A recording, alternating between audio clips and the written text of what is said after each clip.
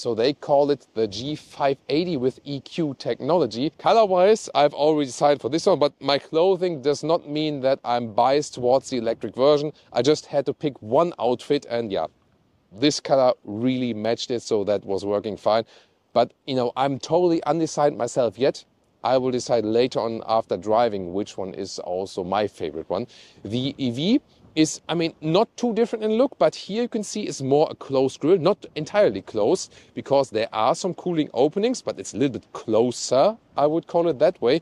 Same round signature here in the daytime running light. And we've maybe seen that, although this is not the G63, it has an even stronger hood. So the electric model gets an even more emphasized hood actually. That is also a very interesting choice, and they made that to be a little bit more exclusive for the EV model. So then here 20-inch wheels in black, and the side profile is more or less the same, just that this one here is on paper then shorter because there's no spare tire. You can also get a full spare tire for the EV version, but what I've done here is install the so-called design box. And you can see this has this split, black on top, blue in the bottom to fit to the vehicle. And then you can press a button here on the side, and then you have the charging cable right here. And you can charge from 10 to 80% state of charge in 32 minutes with around 200 kilowatt charging peak. That is actually quite decent.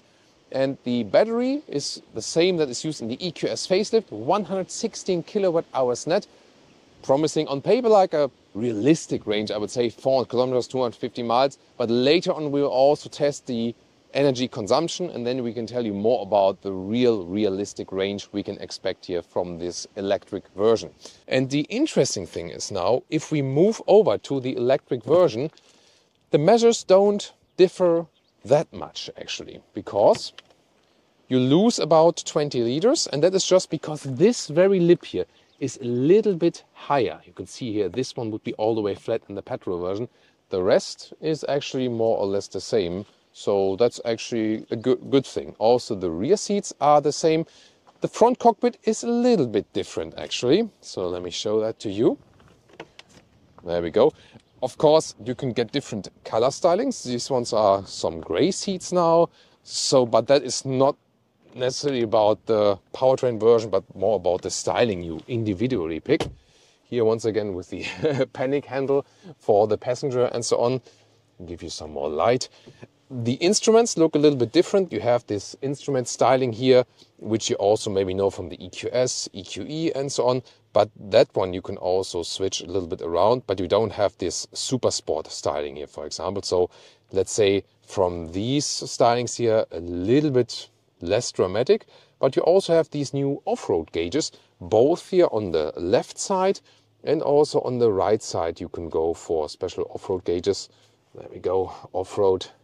And then if I start the vehicle, then you have here all these informations here, the degree, angle, and so on. And talking about the off-road, so this element here in the middle looks the same, but in the electric version it's a little bit different. Here you activate the low range. Wait a minute, low range?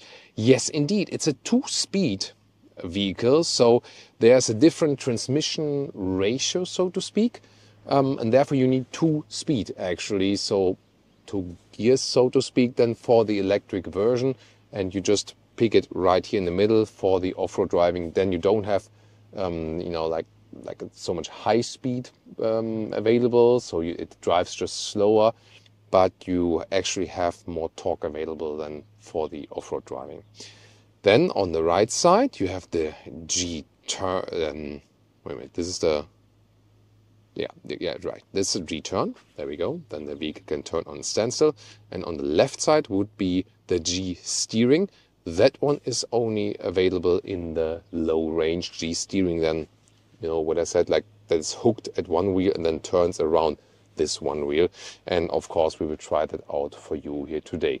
But they manage actually everything, that no matter which powertrain you pick, from the basic exterior interior experience, there's not too much difference for the G-Class customer. Then it's more than about the drive, what we will experience in detail for you. Yeah, what else can you do with the design box? Not only with the cable, Leah is showing us some other ideas. Why not using it as a picnic box. Here for the fruit and snacks, water supply right there.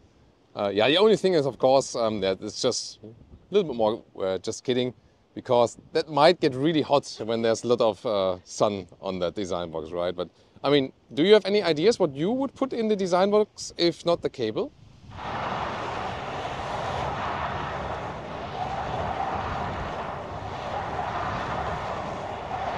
The electric version is at 4.7 seconds, so half a second slower than the G63. Means this one here is the second quickest model, so it's quicker than a G500 or a G550. The question is, what do I have here under the hood? Is it the frunk? Let's see. No, it's not. It's actually all the way closed, but you maybe hear that also. It emits this electric static sound, basically.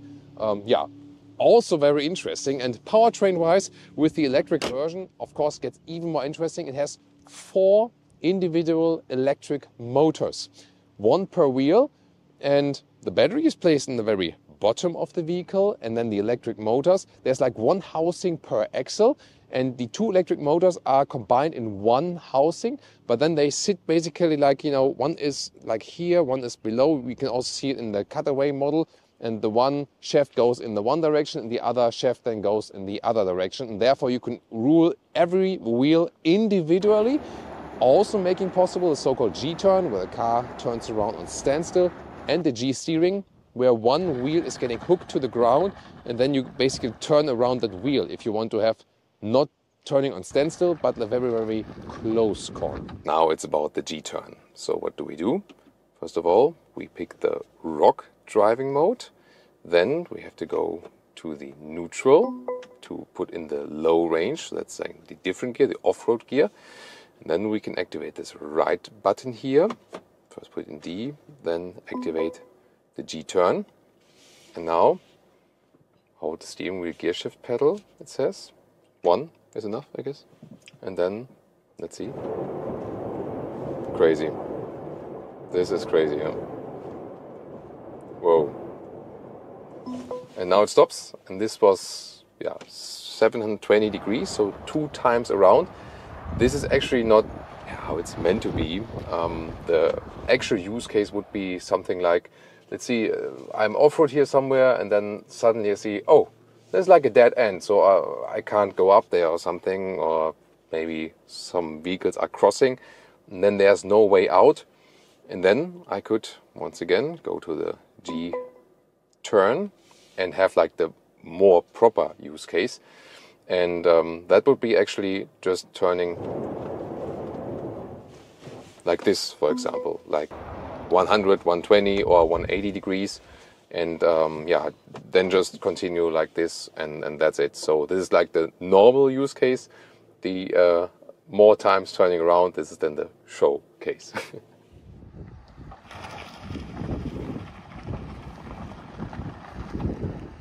Now the G steering. For that, also go to the rock mode, then to the N, to the neutral. There we go, low range. There we go, and then we also activate the G steering. So, there we go. And now, basically the curve inner wheel is being stopped when I'm here now in the slalom, which is actually too tight to be in usually for the vehicle, but now it's basically getting turned around. So the vehicle would not be able to go through this tight slalom, but I feel that I'm, slowly drifting, basically. That's actually how it feels like, because now the left back wheel is being braked in and the rest of the vehicle turns around. Yeah, it's really like super slow drifting. Feels really interesting. What would be the use case for that? It's not, of course, a slow slalom. This is the ultimate showcase, so to speak. The real use case would be you are off-road and then there's such a tight turn which you can actually not go through. And then you just activate the G steering and then you can take this very tight off-road turn. So this would be a use case that you don't have to go like back, forth, back and forth again. And now you might wonder what happens actually when I'm still in this G-turn mode and I apply some more throttle, because that was now like how you're supposed to do it off-road. Here now you can see the vehicle is basically drifting. So it's not only a G steering, it's also a drift mode, so to speak. Now I'm guest with Michael Weikop. He's an instructor and he wants to show me how fast the EQ can really go off-road. And that was like 130 kilometers an hour. Okay, this is more rally racing now. Now you know why my professional instructor is doing this. I better hold on tight.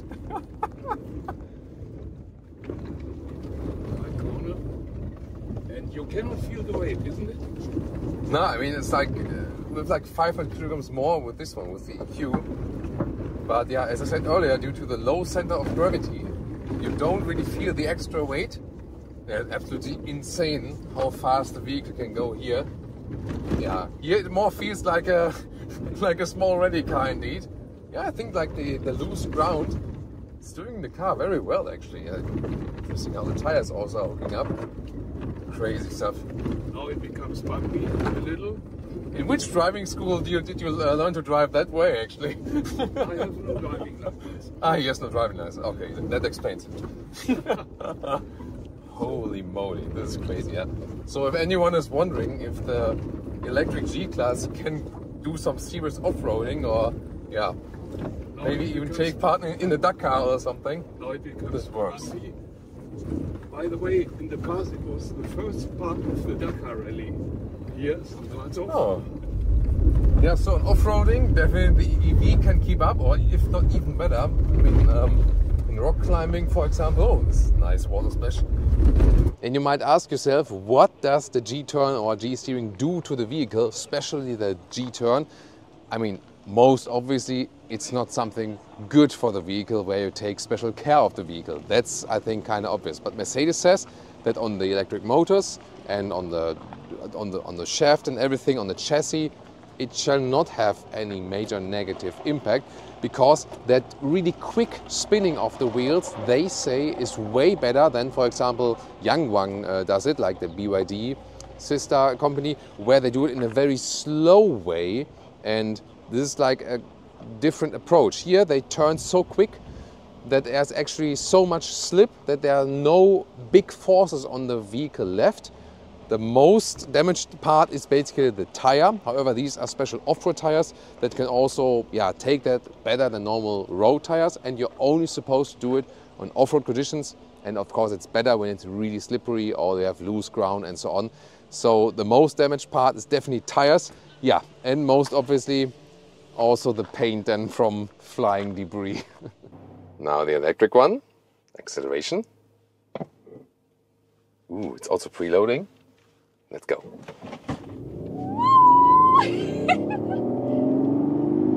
Pop, that is to 100 with the electric one.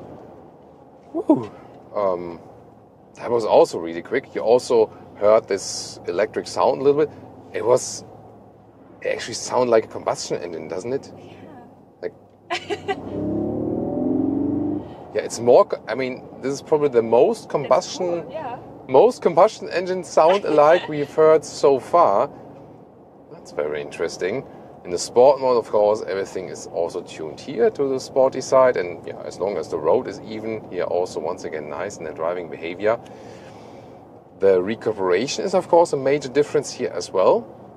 It either starts in strong recuperation, that means when I lift the foot of the throttle here, or the accelerator pedal, it's, almost one pedal driving. You can here even tune it to maximum recuperation with the left pedal here, and then it's really, really strong. Definitely one pedal. Yeah, for the passenger, not that pleasant. And then with the right hand here, the pedal, you can go to normal recuperation, no recuperation at all. Then here, I lift my foot off the throttle, it's just rolling. Or hold it, and then you are in intelligent recuperation. That always depends, for example, if a car is in front of you and so on. And which is the best mode really depends also on personal preference, I would say. The thing with the intelligent recuperation is that it depends really if someone is in front of you or not. it is somewhat nice because at some point you just roll, and when there's then someone in front of you, then, for example, the deceleration sets in. So it is, on the one hand, the more clever system. On the other hand, it does different things at a different time, you know, and you might want to have something more predictable. So it's pro and con, definitely. What is interesting is when I stop the vehicle, turn it off, and then turn it on again, the recuperation modes are being reset depending on what mode I have been driving in. Intelligent recuperation stays active when I restart the vehicle, and strong recuperation. When I'm in a different mode than these two, then it automatically resets to strong recuperation. I'm really surprised by that they picked such a combustion engine-alike sound, I would say. That actually makes it feel more combustion engine-alike than other electric vehicles, I would say. Here in the comfort mode, it's a little bit less pronounced. Yeah, and you can also turn it completely off if you like. And that is here G-Raw, the G-Raw sound experience. So when we turn it off and then go once again in the sport mode, there's nothing. And I feel, especially for the passenger, it's actually good to have some kind of sound feedback, because then you can mentally prepare a little bit more of what's coming ahead. What's, by the way, very irritating to me is, for example, when I'm here stationary and the camera is on,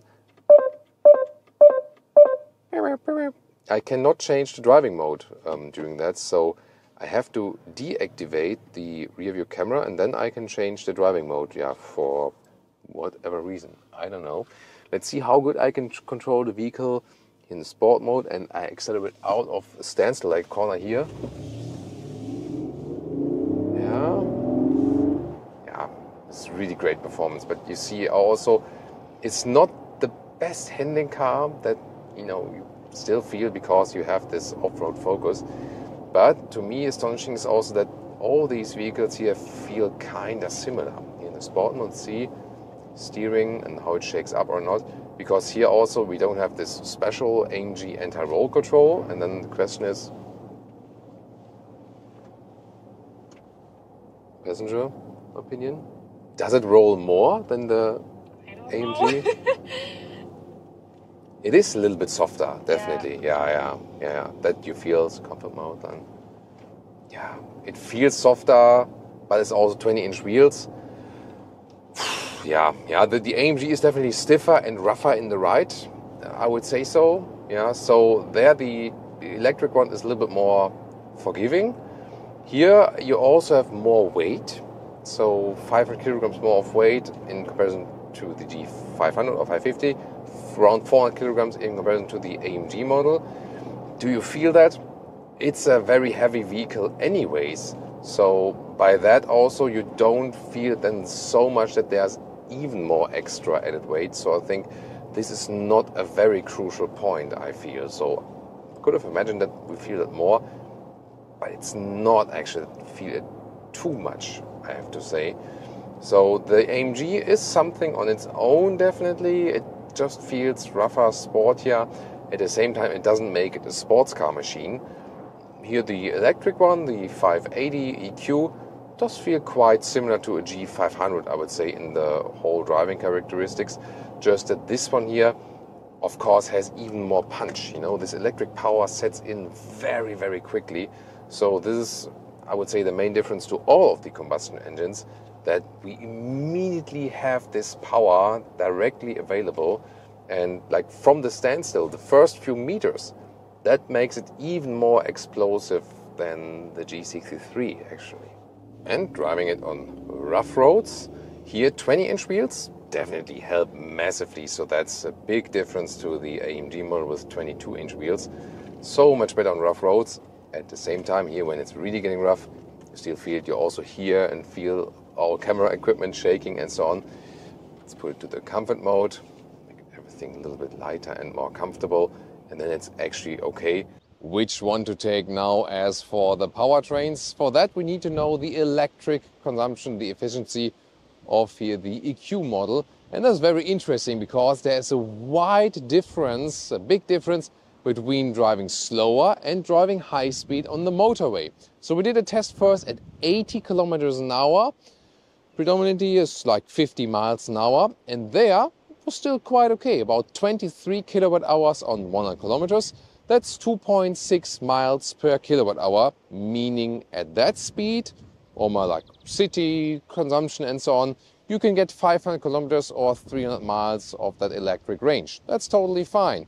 But then when you go on the motorway at 130 kilometers an hour or 80 miles an hour, it's skyrocketed up from the consumption to about 42 kilowatt hours on 100 kilometers, and that's just, yeah, about 1.5, 1.5 miles per kilowatt hour, meaning then only about 280 kilometers or 170 miles of range. Yeah, and that's of course not comparable to another modern EV, which is in a more efficient building style and CD value and so on and so on. So that means, in general, the vehicle is really loud at the motorway at higher speeds. So it's not the high-speed motorway vehicle anyway. And then, of course, this disadvantage is maybe not the largest one for the electric one. So if you have a good charging infrastructure, and if you predominantly use it, like in city, countryside, or for off-roading, then the electric one is way to go for. And for the performance you get and for the off-road capabilities you get, it is also not the most expensive one if you compare it to the G63. The extra price on the G63 is not justified at all. You really have to say that. And also the ride gets a little bit rougher even. So I don't see much point in the G63 when you take the logical aspect, so to speak, because again, it's way higher in the price. Yes, you get the V8 and you have great performance, but just from the driving experience, it is actually better and more comfortable in the G500 or 550 or in the electric version. I would say the electric version comes in the driving experience close to the G500 or 550 besides the acceleration, because the electric one is in the acceleration is always directly there. It's so, instant, even more instant than in the G63 if you count the very first few meters or so. So yeah, I think it's a matter of charging infrastructure. Then of course, then you can easily go for the electric one. If you don't have a good charging infrastructure and want the best overall G-Class, then I think you should go for the G500 or the 550 as it's called in the Northern American market, because it is still quite okay now with the consumption in this 3 or 6 cylinder. So I don't see much like a big disadvantage in that. It is the most efficient one from the powertrains, which at the same time still fun to drive. You know what I mean? Diesel will of course be even lower in the consumption, but maybe not as much fun to drive. So I think the 500 or the 550 is the sweet spot if you don't want to go electric. And which one would I take? Well, since I don't take it on the motorway anyway, I think the electric one is actually a cool choice for, like when you have it on maybe like your personal private real estate or something, maybe that.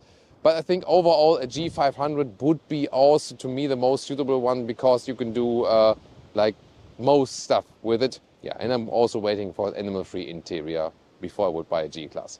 So what do you think? Which one would you take? Tell me in the comments. Which one would you take home right now of these?